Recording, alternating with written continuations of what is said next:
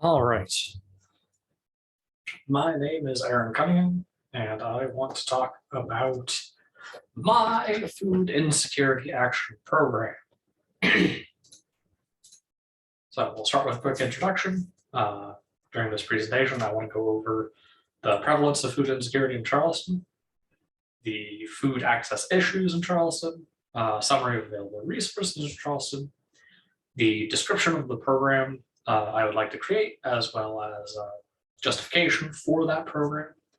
I will be talking about the program settings and more fine detail of how it would function ideally. And I'm going to talk about the available and likely community partners for this program.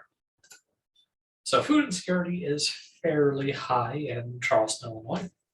21 or 22, 15, and 24% of families, individuals and children, or families and children, are currently in poverty as defined by the United States Census Bureau, and minimum 30% of families and people face food insecurity regularly. The way the United States Census Bureau defines that as the not being able to have a source of food or consistent source of food in a home. And so with both poverty and food insecurity high, they do tend to go together, but both being high creates a negative feedback loop.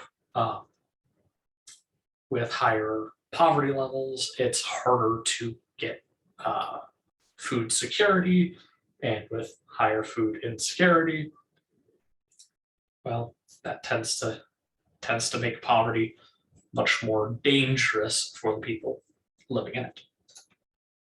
So the food access issues in Charleston, I would argue that the most major ones are transportation and city layout. So Charleston is fairly widespread. It's not terribly densely populated. Usually it's just one or two families per house, and each house is rather sizable, with most houses in town having a house proper and a yard,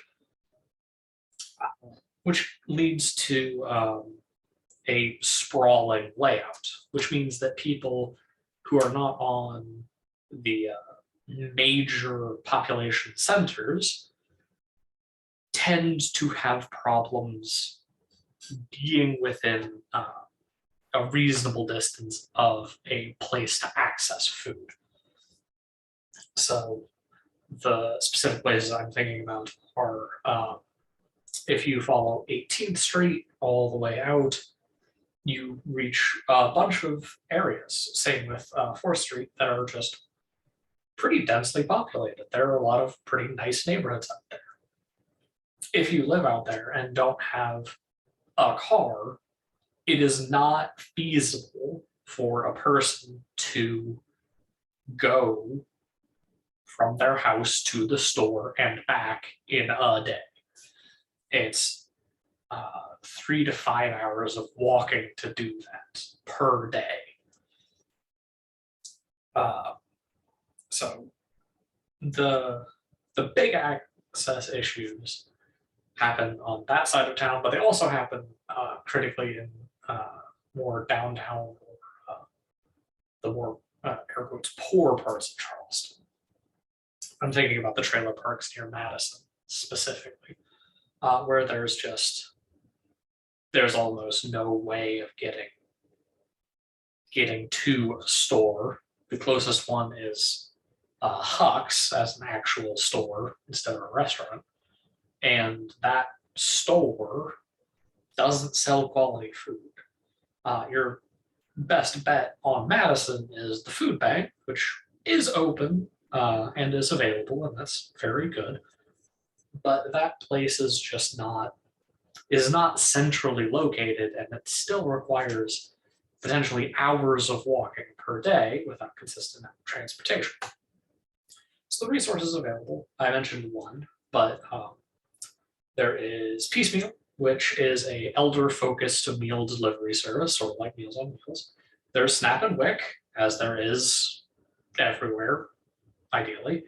I'm not aware of any places or communities that don't have access to some form of Snap or Wick, but that is also very important here. There's M Relief, which is a food bank facilitating program.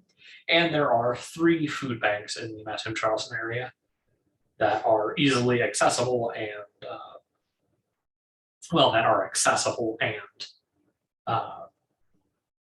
available to the public. So the program I propose is one that helps with transportation issues. So I want to preface this by saying I am not proposing a meal delivery service, specifically because the food safety requirements and standards of a food delivery service are fairly high, as well as the cost of just vehicles and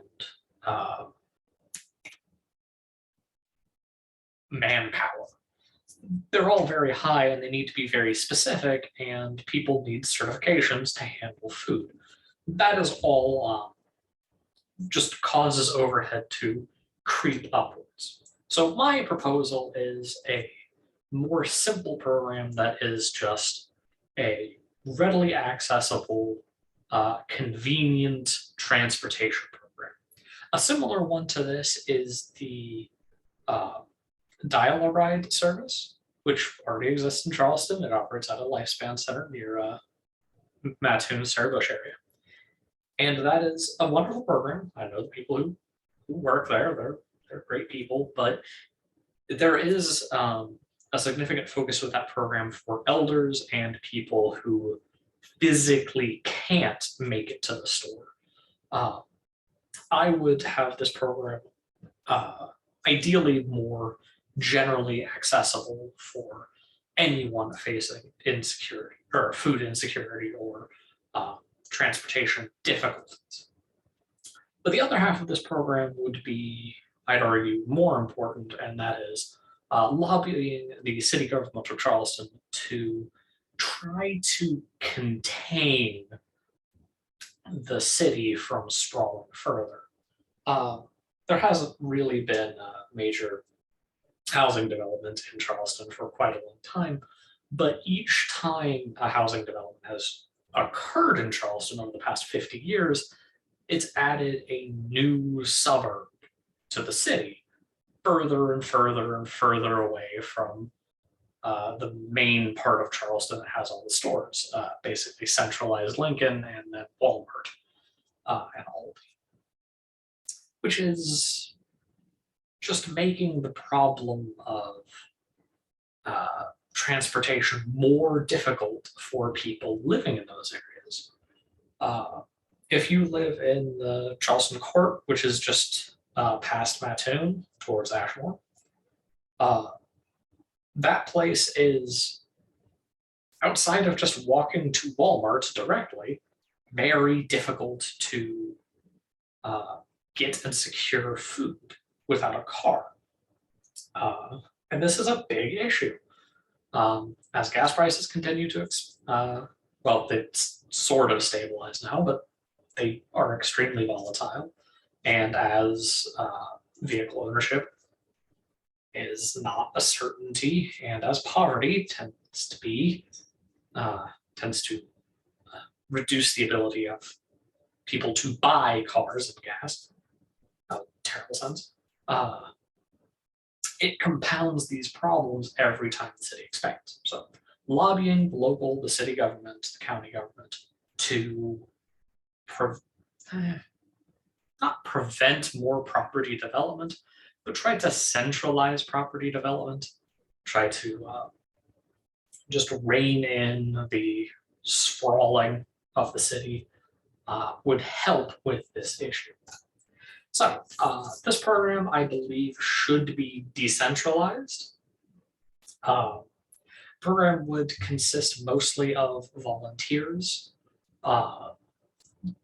doing their part to help transport other people.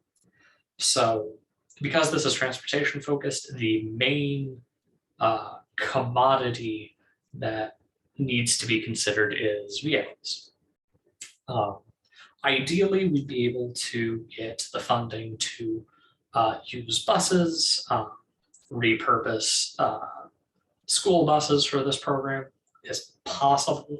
But if it's not, then the best solution I can think of is just people volunteering their own vehicles. So a decentralized location, I believe, would be the most efficient because of the urban sprawl problem I was talking about, or at least the city sprawl problem I was talking about. People are in different places. The more rural people aren't going to be able to come into town to get on the bus to go into town. That chain is not good. So multiple areas, multiple locations to help serve different people. The way I'm envisioning this is more of a sort of like the heavens, phone apps that help with ride sharing.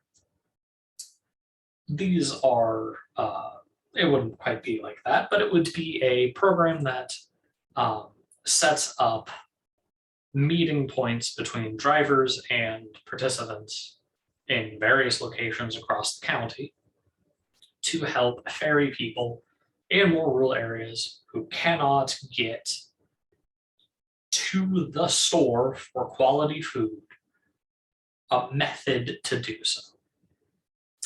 So the